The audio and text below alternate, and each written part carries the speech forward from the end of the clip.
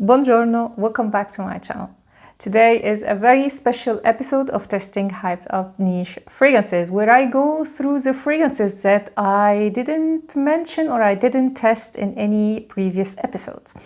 So these are the fragrances that I would say are the most hyped up, like Baccarat Rouge, Delina, all these fragrances that even people who are not really into fragrances know about. Some I may mention in a video or two, but I never really told you my opinion about these fragrances. And today is the day we are talking about the most hyped up niche fragrances, and also some that are not into niche category, but more of like private collection or high-end luxury fragrances. But before going through these fragrances, if you're new to my channel, hi, welcome. My name is Noura, and on this channel I mostly talk about fragrances.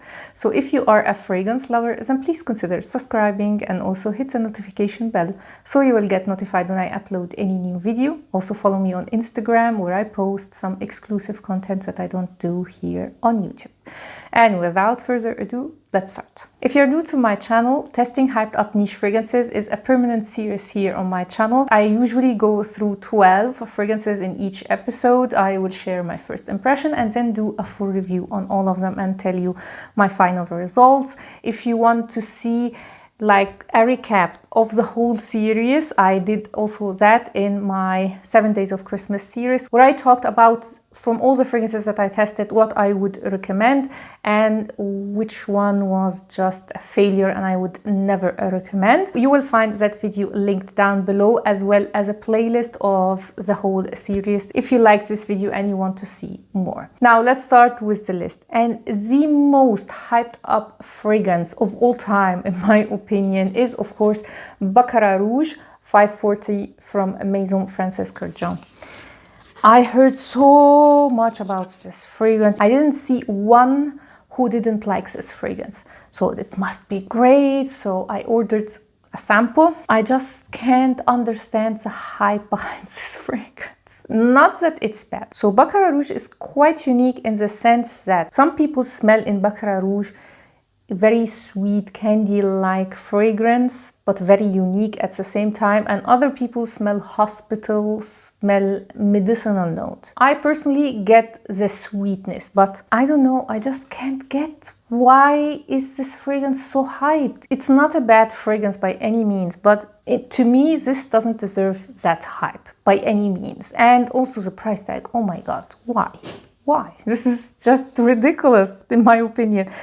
So yeah, I was so disappointed, and I was really afraid to speak ill about this fragrance because people will be upset if I talked bad on this fragrance. But totally honest, I don't get the hype and I would not pay so much money for this fragrance, honestly. So yeah, the first one, Baccarat Rouge 540. Second most hyped up fragrance, I guess Baccarat Rouge and the ones that I'm going to talk about are the most hyped up fragrances of all time, in my opinion, because even people who are not into fragrances know about these fragrances. And that is Delina from Parfums de Marly. Now, again, I am in the minority. I don't like it. I don't like this fragrance. I don't get the hype. It's nice. It's not a bad fragrance, but honestly, it smells synthetic to my nose. And for that amount of money, no, I just don't get it. It's rose and lychee and rhubarb. What really makes this one special to all the others, like Dupes or very similar fragrances like Carolina Herrera, Very Good Girl, is that this one has this rhubarb note, which makes it quite unique. If you love the scent profile, go for Carolina Herrera, Very Good Girl. Half the price of this one and has very good longevity. This has also like a stellar performance, by the way, but I don't know. When it comes to very expensive niche fragrances, I don't like to pay so much money for something that smells synthetic, and this smells synthetic to me. Also very good girl from Carolina Herrera, by the way. And there is nothing wrong with synthetic fragrances. I just don't want to pay so much money for it. That's it. Angel Nova is also quite similar to this one, but to me, yeah, Carolina Herrera, very good girl, is the closest to this one. I have actually a comparison between the three. You can check it in the description down below. And also Delina Sisters. I'm not a fan. I'm not a fan. My favorite one is La Rosée, and I liked it for a while to the point that it was like in my maybe wish list, but then I changed my mind because there is something about it, and it is this synthetic note that just bothers me. I even decluttered Carolina Herrera, very good girl, because at the end I was always bothered by the lychee note. Not a surprise because they are all made by the same perfumer and the same like company. So I don't remember the name, Gravidon, something like that. So I guess I have a problem with their synthetic lychee note for some reason. Anyway, so yeah, that was Delina from Parfums de Mali. Next is the famous Initio Oud For Greatness. And this is so beautiful. This is saffron, oud, a little bit of lavender, very, very elegant statement maker, captivating scent. It would have been already in my collection if it wasn't for the fact that it does lean masculine for me, maybe because of the lavender, I don't know. It lacks a little bit of sweetness. It's too on the masculine side for my personal taste. Not that it is like a real masculine fragrance. For me, it's unisex, but it does lean on the masculine side, and I can pull it off, but it's a fragrance that needs special occasion, you know, special dress. You must be in the mood and in a special outfit. So yeah, it's just a fragrance that I think I will use rarely. I will continuously open it and smell it, but I will wear it actually rarely. So yeah, I am happy with my decant, but this is a fragrance that is definitely worth the money and worth the hype, in my opinion. It's beautiful. Oud For Greatness from Initio. Stunning, stunning, stunning, stunning. Another Initio fragrance that has a lot of hype behind it is Side Effect. And I think that was the most hyped one after Oud For Greatness, before Musk Therapy came out. This is a tobacco fragrance, and it's beautiful. Beautiful, beautiful. I can't say enough about this fragrance. It's stunning. It has vanilla, it has, I think, rum, so it's slightly boozy. It's not too sweet like, for example, Tobacco Vanille from Tom Ford. Just a stunning tobacco fragrance. If you love tobacco, this is one of the best tobacco fragrances in my opinion, and it is extremely sexy, especially on a man. Again, this is a unisex fragrance that leans for me to the masculine side. So yeah, definitely a fragrance that I would recommend for men. It's sexy, it's alluring. I mean, Initio in general is the brand to go for if you're looking for extremely good performance and sexy fragrances. So yeah, Side Effect for me definitely is worth the hype and worth the money for sure. Another vanilla tobacco fragrance is, of course, the famous Herod from Parfums de Marly. Honestly, I prefer Side Effect to Herod, but Herod is also one of the best tobacco fragrances. Again, you have tobacco here. It's more a fresher tobacco than Side Effect. It has osmanthus in the notes, which gives it a little bit of a fruity floral touch. Just a hint. A very fresh fruity floral hint. It is a fresh tobacco, but it has a smoky touch because there is also incense in the note. So it's kind of a mix for me between dry and fresh tobacco in a way. A very, very beautiful scent. Again, a totally unisex fragrance, but it does lean to the masculine side, and one of the best, again, tobacco fragrances on the market, and has amazing longevity and sillage. So not a monster, but it's long lasting and also, I would say, strong projection. So again, a fragrance that I would recommend more for men.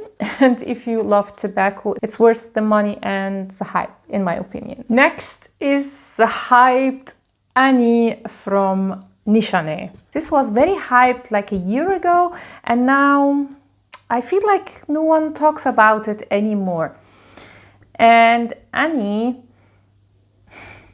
is quite a unique vanilla experience because it's not warm or cozy or sweet like your typical vanilla fragrance.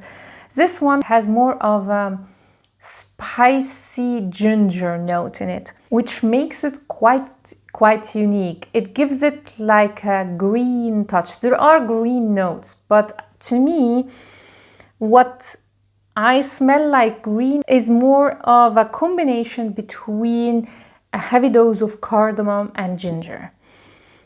Now, this is to me a gorgeous, gorgeous scent, but it's not everybody's cup of tea. So it's a very high quality, unique vanilla fragrance, but I feel like it is overhyped in the sense that this is not a fragrance that everybody will enjoy.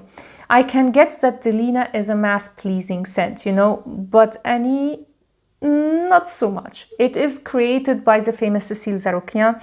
I actually have a dedicated episode on Cecile Zarokian. You will find it in the description down below. It's a very calming scent, not sexy. This is not a sexy, sweet vanilla. It's more of a calming zen vanilla in a way, if that makes any sense. What I personally don't like about this fragrance is the ginger note. I don't get along very much with ginger. I love the cardamom, of course, and I love this kind of vanilla, but it is the ginger that bothers me a little bit. So this is a fragrance that I would say is definitely worth the money because you are getting a very high quality fragrance with amazing performance, extrait de parfum. But is it worth that hype? I mean, from an artistic point of view, yes. But if we talk about hype like mass-pleasing, like something that a lot of people will enjoy, no, not so much. So that was Annie from Nishane. Speaking about vanilla fragrances, it's a fragrance from one of my favorite niche brands, and it is Atelier des Ors. Of course, I am talking about Lune Feline. Now, Lune Feline is a gorgeous vanilla fragrance, yes, but there is a big problem with this one, and it has a big dose of cardamom, and cardamom sometimes gives me a little bit of rubber smell, and I guess it's this heavy dose of cardamom mixed with like high quality vanilla, so it has this leathery touch. It just smells like burnt rubber in a way. And I know I am not the only person who smells like burning rubber. I have to mention, however, that since then they came out with Lune Feline Extrait, and they are quite similar. Quite similar. However, I don't get much of this burnt rubber in the Extrait version. So this is again a fragrance that I would say is worth the money if you like the scent. But it's not everybody's cup of tea. If you love vanilla, this doesn't mean that you would like this fragrance. You have to love cardamom and vanilla. And even if you love both of these notes, still this fragrance you have to test on yourself and see, because yeah, some people get more of the vanilla and other people get that burning rubber smell, and I guess not everybody wants to smell like that. And I have to mention also that some people get over that smell. So after testing the fragrance many times, they smell vanilla and they don't get this burnt rubber smell. But yeah, I'm not there, and I've tested this fragrance so many times, and yeah, just can't get over that smell. Next is an Amouage fragrance, and it's again a vanilla fragrance. I mean, you must know now what I'm talking about. It's Material from Amouage. Again made by Cecile Zarokian. And this one, it's beautiful. It's absolutely gorgeous. It is a vanilla fragrance, but to me, it's not like the most predominant note. I don't know. It's an ambery, spicy, incensey vanilla fragrance. I definitely get the incense here. It's also woody. There is guaiac wood and oud, if I'm not mistaken. Also labdanum, which I find is one of the notes that Cecile really likes. And it is warm and spicy and smoky and a beautiful concoction of notes. Smells amazing. However, this is again not everybody's cup of tea. So it's not a mass-pleasing scent. And I guess the hype behind this fragrance was by more of people who are really into fragrances like that are not really into mass-pleasing scents. So yeah, from an artistic point of view, it's worth the hype. One of the best amouage, if not the best amouage fragrance ever. So beautiful and has the amouage quality. So for me, it's worth the money, but not everybody's cup of tea. So if you love vanilla, again, it's not a vanilla that everybody likes. But I would say this is worth the money and worth the hype for those who are a little bit more daring. Because let's be honest, amouage fragrances are more on the daring side, more niche-like. Next is Sintra from Memo. And this is said to be very, very similar to Love Don't Be Shy from Kurkdjian. I didn't test that fragrance yet. Yes, I am really late when it comes to Kurkdjian. I am starting to testing more fragrances from his brand, but Love Don't Be Shy, I still didn't smell. And what I can tell you about this one, this is a very neroli predominant fragrance. Not orange blossom. It's more neroli, so it has this sharpness that neroli has, which is not so present in orange blossom. It's also sweet, and if you are from the Middle East, this smells like mazahar. Like when you first spray it, you smell mazahar with a little bit of sweetness. And then it develops to become more of more sweetness, like more gourmandish in a way, like a dessert drenched in mazahar. And yeah, this is how I would explain how this fragrance smells like. So keep in mind that I didn't smell Love Don't Be Shy, so I can't compare it to that one. But for this, you must be really loving neroli and orange blossom to enjoy this one. It's not as mass-pleasing, let's say, like Delina, because not everybody likes this sharp edge of neroli, and it's very present here. Although it's sweet, but it does have this sharpness. So it's a beautiful scent that I would recommend also because of like the performance. The bottle is beautiful, and as you all know, I love Memo. But I mean, the hype, I feel like the hype is more for the bottle than for the scent itself, because the bottle is beautiful. Like the design is absolutely stunning, but it's not as mass-pleasing like other scents. So, although a nice fragrance, I don't know, I don't get the amount of hype behind it. So, let's put it like that. So, Sintra from Memo. Speaking about Memo, let's get to the next one, which is Tamarindo. That one I get the hype because this is quite a mass-pleasing scent, although unique. Mostly here it's about pineapple. It's very fruity, juicy, very fresh. It has a bite. I guess it's from the cardamom. It's not like you smell cardamom, but you get like a bite to the pineapple. There's also jasmine, which is also very predominant here. So to me, this is a jasmine pineapple scent. So it's very tropical, vacation-like scent. And it's actually on my maybe wish list because it's a scent profile that I love to smell, but personally don't wear in a way. So I'm not sure that I personally would wear this fragrance, but I know that I am in the minority when it comes to these fragrances, like tropical fragrances, this scent profile in general. So if you love tropical fragrances, you wanted like a fruity tropical fragrance, you love pineapple, this is gorgeous.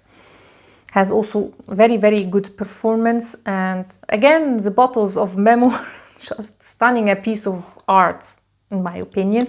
So yeah, that one, in my opinion, is worth the hype and worth the money, but it's not for me personally.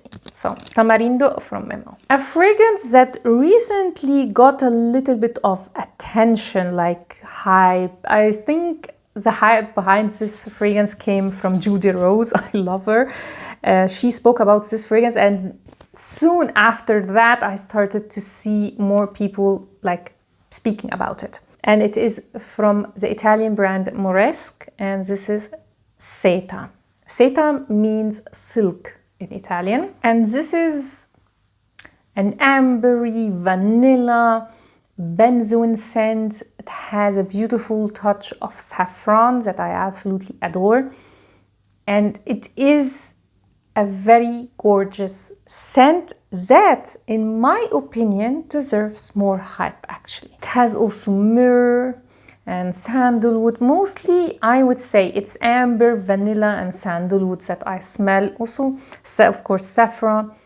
And it's a very beautiful, warm fragrance. I think if you love like the type, not that they are similar fragrances, type of fragrances like Bouquet Ideale from Xerjoff, you will also enjoy this one. They are not similar fragrances, but they have this same vibe. I would wear them both in the same occasion. So I would say it's actually a fragrance that deserves more hype than what it is getting right now. And I would say it's worth the money because it is unique enough and has a good performance. It has moderate to strong longevity and sillage, so it's okay. It's okay. And I am not sure about the price. I think it comes from the collection that is not so pricey. So yeah, I would say this is a fragrance to check if you love ambery, warm, cozy, slightly sweet fragrances, and you love notes like myrrh and sandalwood. Yeah, check Moresque Seta for sure. Next fragrance is not massively hyped up, but it is very hyped like real frag heads, and it is L'Air du Désert Marocain. I hope I'm pronouncing it correctly, from Tower. And this quite a unique scent. Never smelled anything like it. And it's an aromatic, spicy amber. This is definitely for me a men fragrance. I can't, yeah, it is totally a masculine fragrance. I don't get that this is unisex, to be honest. It's quite on the aromatic side, and the spices here are like coriander, cumin. There's also birch, I think, in the notes, which I personally don't like. I don't like birch. Like, it smells a little bit like tar birch when it's overloaded in a fragrance. And honestly, when I first tested this fragrance, I was like, oh my God, why would anybody love this fragrance? Or maybe because of this scent profile in particular, I associate with certain age of men in Egypt. When I was like a child, they smelled in this, not like this, but they had fragrances that smells quite similar to this one. So I recognize that it is more of a personal issue. Has amazing performance, and you can see this is a high quality scent. But it's not for everybody, not even for men. I mean, this is a scent profile that, yeah, not everybody will appreciate or love. So I get the artistic point, but mass pleasing, not much. And I guess Andy Tower doesn't want people who love mass pleasing scent to get his fragrances. I don't know. I got this impression. Anyway, so I would say for the type of hype that this fragrance got, so from really frag heads who are really into niche artistic fragrances, I would say, yeah, this is definitely worth the hype. But it's, number one, totally masculine. Number 2, not for everybody. Test it. Don't blind buy this one. Now let's get to this one. And it is from Penhaligon's Changing Constance. It took me quite a long time to test Penhaligon's. And honestly, I was almost sure that I'm not going to like this fragrance. Because when people describe it, they say caramel, you know, sweet, gourmand. And I'm like, oh, this is not for me. But when I tested it, I fell in love with it. Because it is like gourmand and sweet, but it has an airiness to it. So it's light, it's very light and soft sweetness. It's like soft caramel with vanilla, with cardamom. And it's so beautiful. Is it worth the money? No, it's not worth it. And you may say, but you have like a bottle of this fragrance. Yes, because I paid almost half price for this one. And it's not the scent that makes it not worth the money, but the performance is bad, just bad. It is weak to moderate longevity and sillage. For the price tag to have such a bad performance, I mean, no. So I was happy to get it for half price, but I would have never paid like full price for this fragrance ever. It is often compared to the fragrance from Demi Rolling, Minuit Demi, and I never tested that one, so I can't tell you, but the rumor has it that also that one is not like really amazing in performance, maybe better, but not much. So for me, this is worth the hype when it comes to the scent, for sure. Worth the money, not so much, in my opinion. So yeah, Changing Constance from Penhaligon's. Now I am going to include 2 very hyped fragrances, but are not niche. And the first one is the hyped Rouge Malachite from Armani Prive. Now you all know how much I love Armani Prive line. I love that line. I have so many fragrances. And when it comes to private collections or even collections in general, this is the ones that I have more fragrances of. And I got this one because rumor had it for a while that it was discontinued. And I never liked it, to be honest. But I said, maybe I will like it, I will regret it, and now it will be discontinued. So when there was a sale, I got myself even a 100 ml bottle. Did I use this fragrance? Absolutely not. I don't know, there's something that bothers me in this fragrance, and I think it is not the tuberose, because actually the tuberose here is blended very, very well with the other notes, so it doesn't bother you, it doesn't smell dated, it doesn't smell indolic or too much. It's just that I get this green touch that also tuberose has, and I just don't like this edge. It bothers me a lot. But if you love tuberose, this is one of the best tuberose fragrances. Is it my favorite one? No. Is it the best in my opinion? No. It's not worth that amount of hype, actually. Is it worth the money? Yes and no. If you can get this one on a deal, which I always do with Armani, because fortunately, Armani Prive line does go on sale sometimes, not like Dior's private collections. It is very difficult to find like on a deal unless you get it like secondhand. Armani fragrances go on sale regularly, so yeah, if you get it on sale and you love the scent profile, definitely it's worth the money because it has extremely good performance. But honestly, I just don't get the hype behind this fragrance. Next is like the hype behind this fragrance made me buy it, and I knew I didn't like it. Just like Rouge Malachite, this one also, I convinced myself that I like it, let's put it like that. And it is Oud Bouquet from Maison. Again, one of my favorite lines. And it was, I think, my first Lancôme fragrance. As you can see, I have it now for 2.5 years. No, 2 years, because I got it for Christmas 2 years ago. And you can see Nothing almost is missing from this bottle because I don't wear it. It is a very sweet oud fragrance. Beginner friendly for sure, but just the praline here I don't like. It's an oud rose combination with a lot of sweetness. It has praline in the notes, and it's just too sweet for my liking. Not that it's the oud, it's mostly the praline, this concoction of praline with the oud.